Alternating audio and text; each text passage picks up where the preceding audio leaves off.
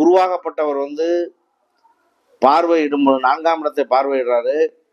6ஆம் இடம், 8ஆம் இடம் இதெல்லாம் பார்வையிடுறதுனால வெளியூர், வெளிநாடு இந்த மாதிரி பயணங்கள் ரொம்ப சிறக்கும்.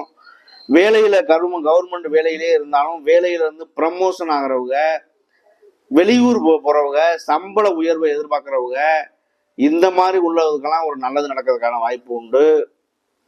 அடுத்து பாத்தீங்க அப்படின்னா திருவாதிரை நட்சத்திரம். திருவாதிரை நட்சத்திரத்தை பொறுத்தவரை ஒரு அறிமுகமே இல்லாத ஒரு நபரை கூட தெரிஞ்சு பழக்க வழக்கம் ஏற்பட்ட ஒரு நபர் மாதிரி பேசக்கூடிய தன்மை, ஆற்றலை கொண்டவர்கள் திருவாதிரை நட்சத்திரக்காரர்கள். தன்னுடைய பேச்சு மூலம் அடுத்தவர்களை கவரக்கூடியவர்கள்.